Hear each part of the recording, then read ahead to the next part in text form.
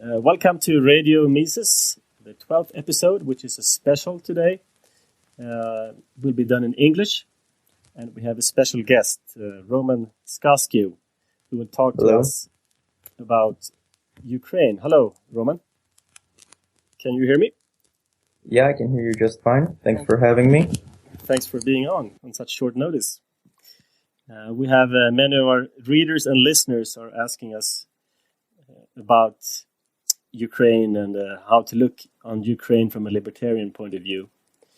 We have the pro-EU and pro-US and the pro-Russia view, but we're missing the libertarian position here, and we're glad to have you here with us today. Would you mind telling us just a little bit about yourself?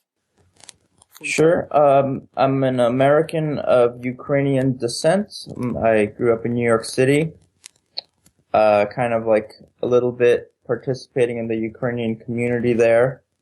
I was in the United States Army for 6 years, and I wrote a lot about those experiences for Mises.org and for other libertarian websites. I spoke at the Property and Freedom Society conference 1 year. And about 2 years ago, I decided that it'd be good to have a second home away from the United States, and I moved to Ukraine, and I develop software here, and I write. Good. So, and where in Ukraine do you live? I live in Lviv in western Ukraine. It's the sort of a heart of the nationalist Ukrainian movement. Like the protests are, so I think the sort of emotional center of the protests. And how far away is that from Kiev? It's about 300 miles or 500 kilometers, overnight train ride. Okay, so Lviv is Ludwig von Mises' hometown, right? It sure is. I was, in fact, involved in trying to pinpoint his childhood home a couple years ago, and we did eventually find it, and I was already gone by the time they figured it out, and they put up a nice little plaque. Yesterday, I walked through Lviv. There were some government buildings that were ransacked by protesters, and I took a video of a couple of the buildings, and I happened to walk past the plaque, and I put that on the video as well. My YouTube channel is Roman's Book Report, so you could watch that video there. Good. We'll link to that in the podcast. Was it hard to find his home? It was quite easy to find where his great-grandfather lived and where his great-uncle had a house. They were right in the center, one facing the sort of central square, and the other on a street that's now called Old Jewish Street, Staroevreiska. And we were looking for proof that that's where Ludwig von Mises' father lived, and we couldn't find it, and we were eventually surprised to discover that he lived kind of in a little bit of a less beautiful part of town. It's not very far, but it's not nearly as dramatic and grandiose as, the building of his great-grandfather. But nevertheless, he was there, and so we assumed that that's where he spent his earliest childhood. It must have been exciting to find that. Yes. Okay, would you mind just giving us a little bit of background, history, and what we need to know about Ukraine to understand the whole situation? Well, in which century would you like me to start? I could start with the 13th century sacking of Kyiv Rus by the Mongols, and Ukrainian history has been pretty sad since then. But the protests started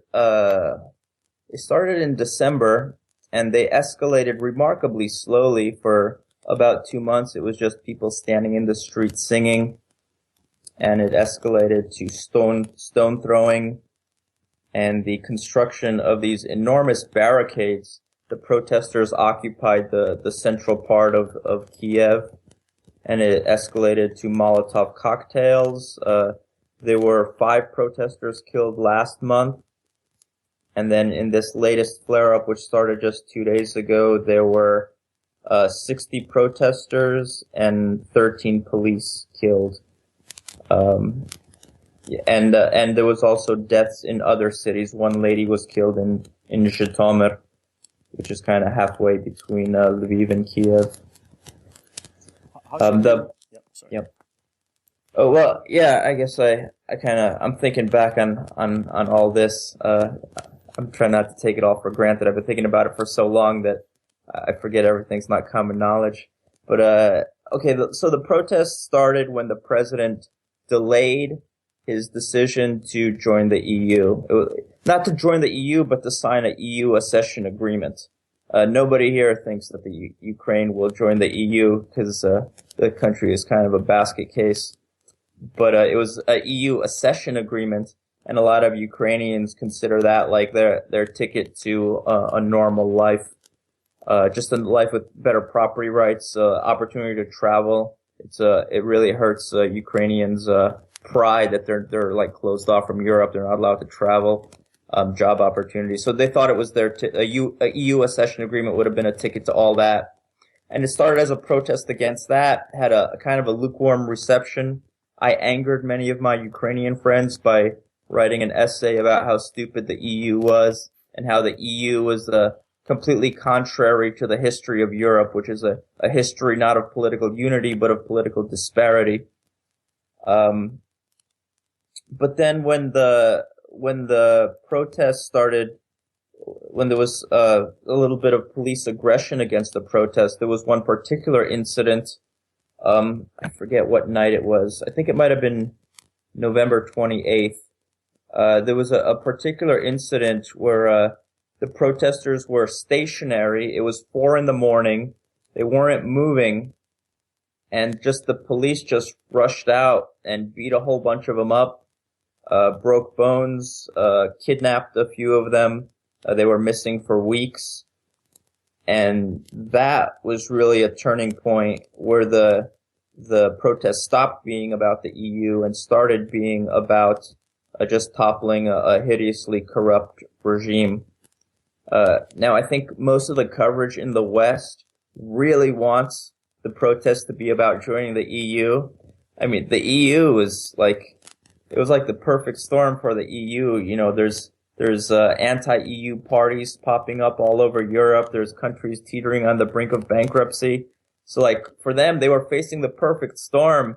And then lo and behold, all these Ukrainians are out in the streets, braving danger, please let us join the EU. So for Brussels, it couldn't be anything better. But I think contrary to their desires, the protests are more about toppling the Yanukovych regime than joining the EU. How's that for a background? It's a good background.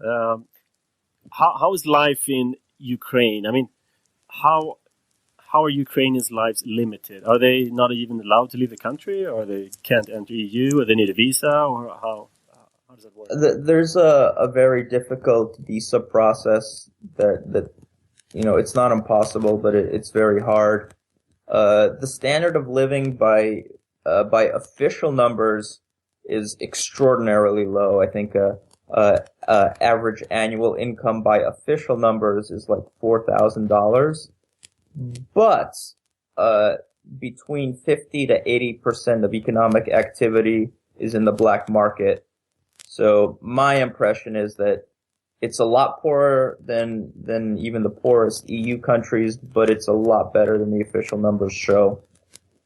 So there's that, and there's also a sort of a historical legacy of not being Russia, of the desire to get away from Russia, which isn't universal throughout the country. There's a lot of ethnic Russians, some there historically, like in Odessa, some there that were brought in by Stalin after the Great Famine. But there is this big desire, Ukrainian identity was suppressed under the Soviet Union. The flag was illegal. If you got caught with a flag, that was going to be a big problem for you. So the expression, so Ukrainians kind of started defining themselves in opposition to Russia and the Soviet Union. And then after the Soviet Union collapsed, came this sort of criminal government, this kleptocracy of Russian oligarchs, supported by the Kremlin. So Ukrainians kind of a lot of them don't view it as legitimate despite the elections that happened. So if a Ukrainian wants to leave the country, is that a problem, or is the problem more getting entry into another country? Oh, leaving is okay. Getting entry is difficult. Entry into the West is difficult. Ukrainians vacation to Egypt, Turkey, Thailand, India, but they can't go to Europe without great difficulty, or to America or Canada. So did the president go back on a promise that he had made of approaching the EU, or so this was a surprise, or? I believe it was a surprise, and it wasn't joining the EU, it was signing an accession agreement, which is a ridiculously long process that I don't think anyone had any optimism about it succeeding, but nevertheless, they just wanted a sign that something was going to change, and they didn't get it, and that brought a modest number of people out into the streets. Not a lot, but some. And people had expected that he would sign this accession agreement somehow. Yeah. To be honest, I kind of liked the game that he was playing. The president strikes me as not very intelligent, and just he's a thug doing what he knows best, which is making himself rich. His son recently became the richest man in Ukraine. But they're not the ideologues that you find in the West. They're just thugs. So I kind of felt like I understood him. No complicated ideology behind it, right? Right. Just thugs. He had a criminal record. Even from a young age, he was imprisoned for stealing little petty crimes. He just grew up a criminal, and then he's the president of Ukraine. But I think Ukrainians are tired of being embarrassed by their government. I try to reassure them. I tell them all good people are embarrassed by their government. But nevertheless. That's right. What is it Mencken said? All honest people are ashamed of their government. That's exactly. H.L. Mencken, yep. Yeah. How is the view on the EU? You said people had kind of a romantic, at least the West Ukrainians had kind of a romantic view of the EU, expecting that to be some kind of liberation. Yeah, it still exists. Even today, even now that it's mostly about toppling the government, the romantic notion of the EU exists. I think it's correct for Ukrainians to romanticize Europe, because Europe did achieve something that's like a miracle. The high trust society, rule of law, modern civilization, property rights. So I certainly like to think that is what Ukrainians are romanticizing, and they're just making the mistake that the EU represents that, instead of, that they're mistaking the parasite for the treasure, or they're confusing the treasure for the parasite that's devouring the treasure. Yeah, I mean, it's a common mistake people make. They see something good in a country and they believe it's because of the state. They see something good in Europe and believe it's because of the EU. It's a common although I will say, if you compare post-Soviet countries that joined the EU to post-Soviet countries that stayed in Russia's sphere of influence, so mostly I'm talking about the Baltics, Latvia, Lithuania, Estonia, compare them to Belarus and Ukraine, much better off in the EU. Yeah. So, who are is there anything else in the history of you? I mean, what kind of country is Ukraine anyway? Where does it come from? It's been part of a whole bunch of empires. Yeah. Right? A really peculiar part of the Ukrainian sort of identity is this perceived need to prove that you exist. Russians used to call Ukrainians Little Russians, and Poles called Ukrainians Eastern Poles. After World War II, a lot of Ukrainian refugees were forcibly repatriated. You can look up Operation Keel Haul for this tragedy. Hundreds of thousands of Ukrainian refugees were sent back to Stalin and either executed or deported to Siberia. And that was kind of enabled by just no realization that Ukrainians existed as a separate people. And there are many examples in history. Ukrainians regard themselves as the inheritors of the Kiev Rus Empire that was sacked by the Mongols in 1241, if I'm not mistaken. Russia also claims that legacy of the Kiev Rus Empire. Ukrainians kind of consider Russians their overgrown little brothers. Because in the chaos that emerged after the Mongols, that's when the kingdom of Moscow sort of rose to prominence. In my opinion, Ukrainian is a culture trying to find legitimacy by establishing a state, and they don't know what they're doing. They're trying to imitate the EU. They're trying to imitate other states without having an underlying philosophy. So there's a culture looking for a state. I think Russia, by contrast, is Russia has over 100 different ethnicities. They're a state looking for a culture. They don't know whether to kick the Muslims out or wage war on Chechnya to keep them from seceding. Interesting. So they believe that to be a people, you have to have a state. Well, I think they're trying to find legitimacy that way. Yeah. Don't they have any local or regional cultures, tradition that they can be happy about? Do they need this big? It's a big country anyway.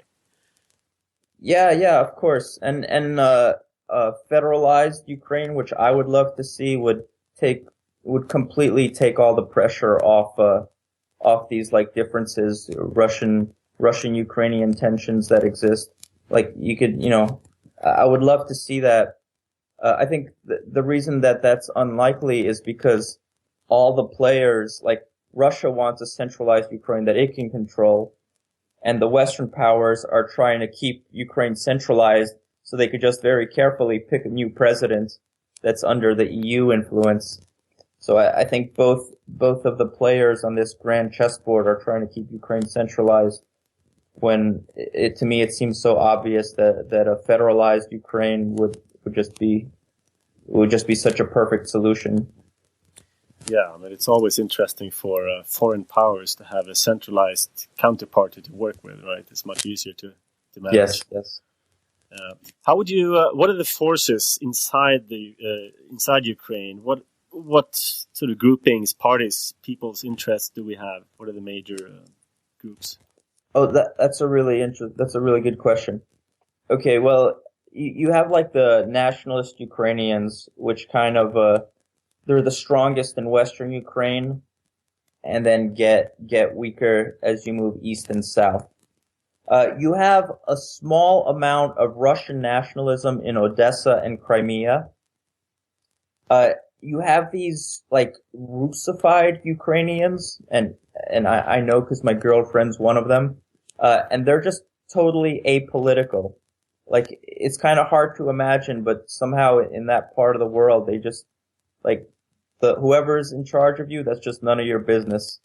It's really a mentality that I find a little bit disturbing. Oh, so they don't care. They don't care who rules them. Somehow they just consider it beyond their ability to affect, and they just go about their days. Oh, so they think it's nothing they can change anyway, so they just accept. Yeah, maybe it's something like that. I don't quite understand that mentality, but that's prevalent in the far eastern parts of Ukraine. There are some Russian speakers that are Ukrainian nationalists. Okay, so that's sort of like the societal breakdown. Then the big players are the government. It's the Yanukovych government. A lot of them are ethnically Russian. They're certainly propped up by Putin. I think the nationalists are often mistaken to see them as like the same enemy as Russia or the same opponent as Russia, because they're not. There are times when the Yanukovych regime has defied Russia in gas deals and stuff like that. Remember, these are just gangsters. They don't have that much ideological allegiance. Their allegiance is to themselves. So, but there is this Yanukovych clan. His son just became the richest person in Ukraine recently. So there's that clan. Then there's the oligarchs, a few of whom are ethnically Ukrainian. A lot of them are ethnically Russian or Jewish or Tartar. And this view of the oligarchs who are not the Yanukovych family, their view is interesting because they kind of defy this East-West paradigm through which most people are considering Ukraine. Because they don't like the EU, they don't want the scrutiny of the EU, they don't like the Ukrainian nationalists because they're not Ukrainian themselves, most of them, and yet they fear Moscow. Right now they have their own little kingdom. They use Ukraine like it's a giant ATM machine by seizing national resources or even seizing businesses, plucking businesses out of their hands of their owners. So they have their own little gangland in which they're the rulers, and they're happy with that. They don't want that to change. So that's interesting.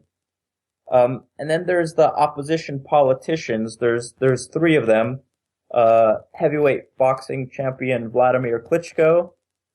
There's the nationalist firebrand Oleg Tyahnybok, who's a perpetual source of embarrassment for the protesters. They've actually gained some standing, I think, in the last couple years because they make some very high visibility protests.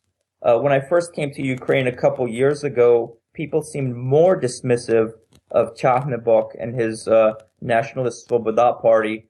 Everyone said that, everyone claimed that they were supported by the Yanukovych regime to radicalize the opposition. Let me say that again. Everyone said that the Nationalist Party was supported by the Party of Regions, the ruling party, to radicalize the opposition 2 years ago, but in the past couple of years they seem to have gained some standing. And there's a third opposition guy, Yatsenyuk, a very uncharismatic guy, lawyer. Nobody really knows where he came from, and not too many people trust him. So what you have with the opposition is the EU and America trying to hold these guys up like these guys are the solution.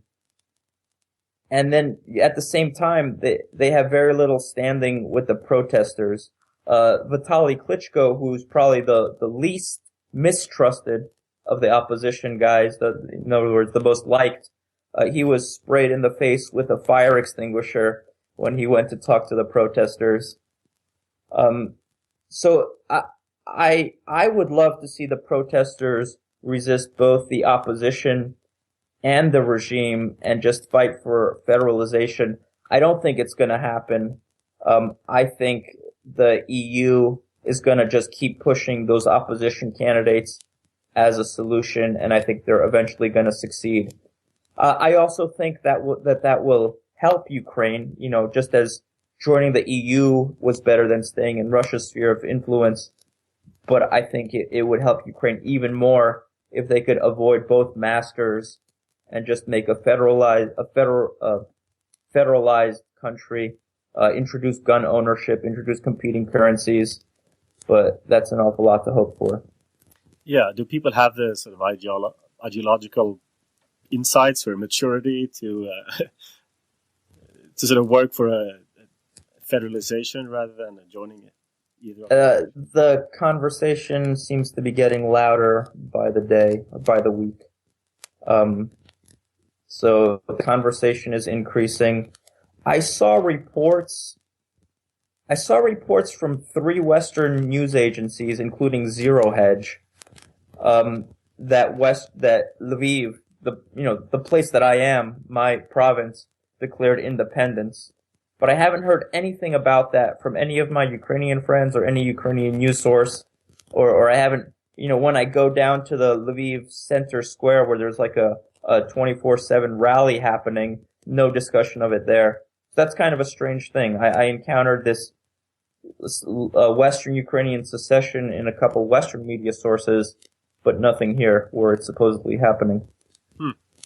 So to summarize the political situation, you have the government with the thugs, and you have the oligarchs, which are sort of they live their own lives. Separate group of thugs, rival thugs. And then you have 3 opposition parties of varying degrees of popularity. Yes. And the protesters, they don't really care for any of these groups, or do they have any kind of affiliation or preference? No, like I said, there's some internet memes emerging that portraying the three opposition candidates as clowns. I told you how Klitschko got sprayed in the face with a fire extinguisher. But I think that the protesters would stop protesting if the regime stepped down. I think their goal is narrowly focused on regime change, and whoever they can get that, they'll accept it. Okay, so the protesters, they just want to get the president away. And the party of regions out of power. And that's his party, right? The president. Yeah. And then they would expect the EU to come in and help them pick a successor, one of the three. See, I'm not aware of any consensus in that regard. Usually the conversation stops, just overthrow the president. I fear that what will happen next is way too much EU influence. And I fear like that's what Putin fears, so he's going to use all his influence to prevent that. I think it's very reasonable of the Russian government to not want Ukraine under control of NATO. They don't want NATO armies here in Ukraine. I feel almost like neither side wants Ukraine. They just want the other guy not to have it. Mm-hmm. Like, yes, Russia wants to restore its empire. They still have this imperial ambition, but mostly they just want a buffer. They want NATO armies to not be in Ukraine. Similarly, yes, we all know the world bankers want to, expand their influence, but Ukraine is such a poor country. There's not much here for them. They're just using Ukraine as a foil against Russia. So nobody wants us. They just want the other guy not to have us. And I can't help but fantasize that somehow in this middle ground, Ukraine means borderland. I can't stop fantasizing that somehow as the borderland, we can just, not ally with either side, keep playing both sides and get guns, get competing currencies, get a as local and federated a system as possible. Yeah, wouldn't that be the best solution? To not be affiliated with either of these two sides, yes, and just be your own and hope. Let's hope that people will realize that. How do you see, how is EU exerting its influence here? What are they doing? What is the US doing? How is Putin doing it? Well, I actually just finished writing a scathing criticism of libertarian coverage of the of the Ukraine protest, because I think websites which I loved for the past decade, Lou Rockwell, Boiling Frogs, they're just getting it wrong. They're just adopting Kremlin propaganda, hook, line, and sinker. They think the enemy of their enemy is their friend. It's like how libertarians feel when Republicans say, I'm a Republican and I support the Iraq War because I hate Obamacare. Or how liberals say, yeah, I'm liberal and we're going to have Obamacare. Why? Because I'm against Bush's war. Yes, the other side is lying, but that doesn't mean their opponents are right. Both sides are full of lies and treachery. And I feel like so many guys who I look up to as libertarian icons, Paul Craig Roberts, are just getting it completely wrong. So let me take this opportunity to set it straight. I just read Paul Craig Roberts today, and I thought it was a bit unbalanced. Yeah. Way. So how is the EU exerting their influence? Mostly by diplomacy and declarations. Yes, there were reports in that Paul Craig Roberts article of protesters getting paid, I think, $35 a day. All right.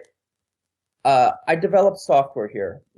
My lead programmer, he's a genius software developer. He has an SUV. He has a 3-story house, a wife and 2 children. We go skiing together. He is part of Ukraine's tiny middle class. All right. Soon as these protests started, he was off to the protest. He was off to Kiev. He's on Maidan now. He was in Maidan yesterday when all that crazy stuff was happening. This is not a guy who's going to be motivated by $35 a day. If you read the bios of some of the protesters that were killed, they're university professors, scientists. These are not just people that the West has bought off. You could also take this historical context. After World War II, the West loved Stalin. Uncle Joe, they called him, right? He had explicit support. So obviously there was no paid resistance to Stalin. And yet in Ukraine, there was armed resistance to the Soviet Union for a full 10 years after World War II ended. Armed resistance to the Soviet Union didn't end until 1955. And that was completely homegrown. And Ukrainians consider themselves the inheritors of that legacy. So, contrary to what you might read on LouRockwell.com, this protest is not orchestrated by the West. It is, however, trying to be co-opted by the West and trying to be steered by the West. And there's no doubt in my mind about that. So it's a genuine popular. Yes, uprising. Very much so. And yes, you can and you should criticize that the U.S. is involved here because they shouldn't be involved here. But at the same time, there's completely explicit reports, not even explicit reports, the hooligans talk about this themselves. There's live video, raw footage of a lot of the hooligans who come to beat up the protesters. They're also hired by either the Party of Regions or by Russia. It's happening on both sides. There was a recent article by a Daniel McAdams talks about logistics support to the protesters. They're using freaking catapults. They're using catapults and bricks and Molotov cocktails. I visited Maidan about a week and a half ago. You can see the video on my YouTube channel, Roman's Book Report. I don't see evidence of any serious logistical support. The support is diplomatic, and I'm sure that they're paying somebody to maintain the presence. But if you see the passion that's here, and if you know the types of people that are going to these protests, it's homegrown, 100%. Okay, so the EU and the US, they like to support the protesters by diplomacy. Yes. And where do the Russians come in? Oh, well, Ukraine shares a gigantic border with Russia. Like it or not, Ukrainians and Russians are going to have a very closely related history. Yep. So, a lot of the ministers in the Ukrainian government are probably Russian agents. There's sort of a battle over World War II history. Those partisans that gave the Soviets so much trouble. Okay, here's an example. The Minister of Education, he removed from the history books stories that the partisans also fought the Nazis. So the Soviets like saying that the partisans were only Nazi collaborators. And anyone who resisted the Soviet Union was a Nazi collaborator. But there were examples of the partisans also fighting the Nazis. I know an actual distant relative of mine was fighting with the partisans and was killed in a battle with the Nazis. His name was Roman Skaskiw. He has a Russian language Wikipedia page, no English language Wikipedia page. He's a partisan commander. So we know the battles happened, but that's an example of the fight over World War II history that's still underway, and it's totally highlighted by the Russian interpretation of the Ukrainian partisans. Okay, go on. No, go ahead. Oh, the Russian influence is everywhere, and it's not going to go away. And it's fairly obvious too. And when you criticize, I would love to see, criticism of that, hand in hand with criticism of the American propaganda. And how do the Russians assist Are they helping the president, the government, or through these agents somehow? Or Oh, how are well, they involved? somebody is hiring these thugs called Titushke to come and beat up protesters. The regime was propped up with Russian support during the election always, because even though he's just a local gangster, the Russians considered him vastly preferable to like Yulia Tymoshenko, that beautiful woman who probably one of the prettiest heads of state in the world, because she would have just gone to the EU very quickly. And like I said, the Russians at least want a buffer state if they can't restore their empire, which is very reasonable in my opinion. Yeah, but that's how empires reason. That's how they think. Yeah. So how is the democracy of Ukraine? I mean, the last election and the election before that. How do people look at these things? Do they take it seriously? Do they, was it cheating? They take it a lot less seriously than they used to. The 2000. Okay, here's a nice example of sort of the callousness with which political corruption happens here. So in 2004, that was the last time we saw mass protests. They weren't violent like these, but there were mass protests in 2004, and those protests denied there was big election fraud, bringing Yanukovych to power, and instead a sort of more Ukrainian nationalist pro-Western guy, Yushchenko, came to power. All right. Soon as he came to power, they made a constitutional reform that made the presidential powers much weaker. Okay. So like this is the Constitution of 2004 people are talking about. Yeah. So the non-Russian guy comes to power. Presidential powers are reduced by constitutional referendum. Surprise, surprise. The Orange Revolution politicians were all corrupt and ineffective. And when was it, 2010, or was it earlier? And eventually the villain of the Orange Revolution becomes president. That's the current president. He was the villain of the Orange Revolution, but he becomes president. So immediately Julia was in between there, right? For a while. Julia was the prime minister among the Orange guys. Right. Yeah, and there was a lot of infighting between them. But so the villain of the Orange Revolution, Yanukovych, becomes president, and then the government decides that those constitutional reforms were like invalid for some legal reason. So now that the Russian guy's in charge again, he has all the presidential power back. Just completely callous like that. I think the 2010 re-election of Yanukovych, where he ran against Yulia, it was officially declared just barely legitimate. There was a lot of election fraud. You could tell by the exit polls of prisons and hospitals. Like, people were, where you couldn't observe the election, like, prisons and hospitals gave all, like, 99% support to Yanukovych, in some regions. But it was declared just barely in his favor. But I think Ukrainians are getting tired of democracy. What's Yulia doing these days? She was in prison for a while. Is she still in prison?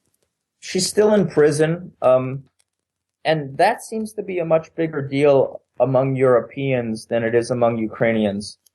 The Ukrainian interpretation I hear is that Yulia and Yanukovych were both criminals, and whoever won the election, the other was going to jail. Yanukovych won the election, so Yulia went to jail. And there's very little sympathy for her.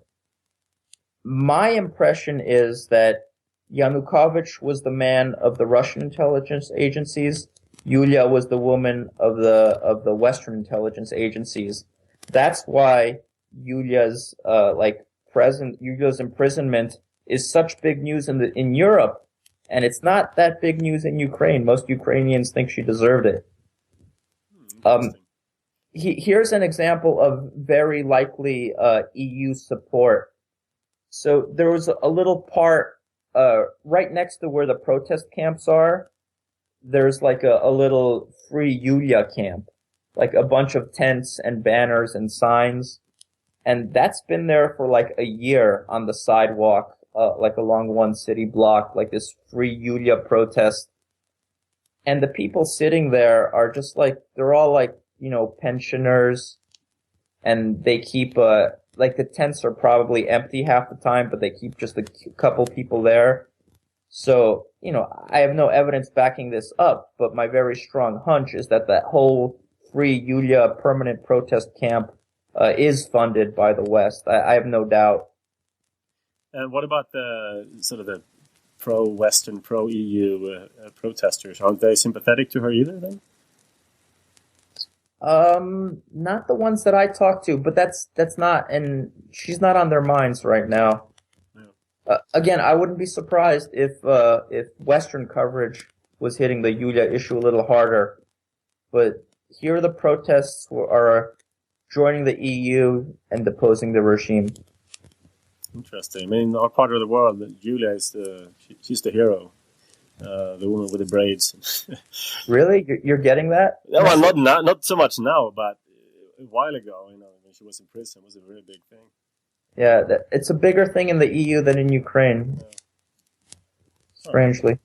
Interesting. How these Ukrainian nationalists, what do they want? They want to get rid of the regime and join the EU. Okay. Yeah. So they're the sort of heart of the protests, the heart and soul of the protests. The protests have spread to eastern almost nearly 100% Russian-speaking cities. For example, today, or I guess yesterday, there was a headline that in Dnipropetrovsk, it's a Russian industrial city built by Stalin. All Russians there. They built barricades to prevent a brigade of paratroopers from leaving their barracks and reinforcing Kiev. And amazingly, they succeeded. They were cutting down trees and dropping them on the road and doing all this stuff. In Donetsk, there was a small and short-lived protest against the Tatushke. A lot of those government-hired hooligans came from that. They were poor coal miners who get paid a little bit of money to go and beat up protesters. So wait, you have Russian, people sympathizing with Russia, or even Russians. See, and they're Ukrainian nationalists, and they're trying to help the protesters. Am I getting this right or wrong? Well, okay, there's Ukrainians, there's Russified Ukrainians, and there's Russians. And there's sympathy for the protests among all those groups.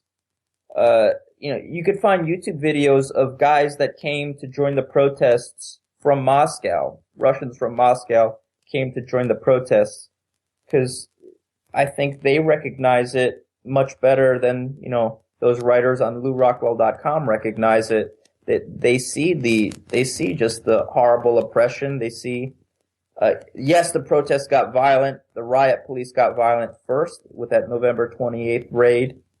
They see it all. So there's a lot of sympathy for the protests. Where the Russian nationalism exists, a little bit in Crimea, a little bit in Odessa, it's kind of muted. And where people, like in the eastern industrial towns like Donetsk, Dnipropetrovsk, Zaporizhia, they're a mix of Russified Ukrainians and Russians, but they're more apolitical and a little bit supporting the protests. Yeah. So what group, are there any groups that are against the protests at all? Or is it just government people who are against it? To me, it honestly seems like it's just government people that are against it. There's a Communist Party of Ukraine, and I'm actually subscribed to their YouTube channel. and they made videos of in Sevastopol, some people interviewed in the street saying that the protests are all Nazis and stuff like that. And we shouldn't support them. There's a little bit of that, Russian Tsarist pride in Odessa and Sevastopol. So I think there you'll see opposition to the protests that's genuine, but it's very, very muted. Right now, it seems to me like it's government thugs, government hired people. It's people who are on the payroll versus the protesters. Okay, just a couple of more questions and I'll let you go. It's late for you or early, however you want to look at it. Just the relation between Russia or Russians, I should say, and Ukrainians. You say there are Russified Ukrainians or Russians and Ukrainians. I mean, going back in history, Stalin, the great Holodomor, and the famine. And the whole Soviet thing. I mean, how are the relationships between people on the streets, Russians, Ukrainians? Commerce happens without any problem, and the people get along fine.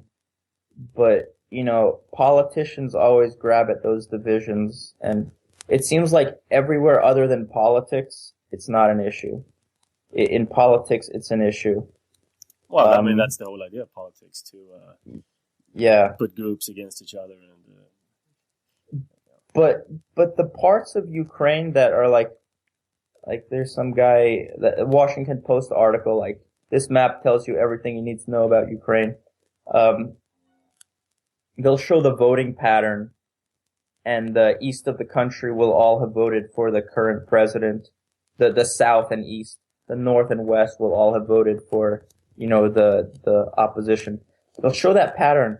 But in those blue parts of the map, the parts of the map that voted for the president, he does not have their support anymore. It doesn't seem that way to me. My girlfriend's from that part of the country. It seems like they're either apolitical or supporting the protests. And one big example is what happened in Dnipropetrovsk yesterday. They blockaded that reinforcement from that military reinforcement. So, what's your feeling? How much support do the protests have from the population? Oh, it's huge. I mean, yeah, it's huge for most of the country. Yeah, I don't know. Like, in where I live, it's 99%. Like, it's everybody here in Western Ukraine. If you go to the east, I think, I don't know. I think most people wouldn't tell you. My good friend is a truck driver, and he tried to gauge people's opinion. He was in Donetsk a few days ago, and he said, like, people are scared to tell their opinion. They don't know who you are. It's a really weird mentality when you get out there. And then I think in Crimea and in Odessa, you'll get genuine, like, people who are sort of have that monarchical Tsarist pride, and they're like, they want a restored Russian Empire, and for that reason that they oppose the protests.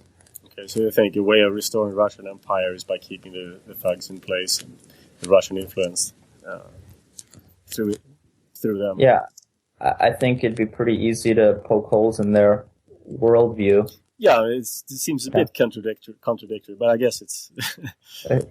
You want to hear a joke? Yeah, sure. Okay, so there was this Russian woman walking through ankle-deep mud carrying buckets of water because she had no sanitation in her house. And she was doing this herself because her husband was killed in the war, one of her sons was sent to Siberia, and her other son died of a famine. So she was all alone carrying these buckets of water through ankle-deep mud. And suddenly, a Russian fighter jet flies over her, and the sonic boom knocks her over, so she falls in this mud, and the buckets, the water spills out, so she'll have to take the walk again. And she looks up at this fighter jet, and she thinks, wow, I'm so big and strong. Oh, there you go. Very good. Okay, let's see. I think I'm pretty much...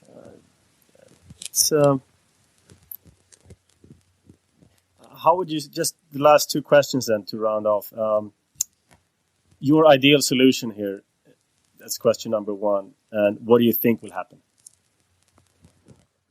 Question number one, my ideal solution, local autonomy, whether it's a federated system by oblast or renewing the Magdeburg right, which did exist in Ukraine.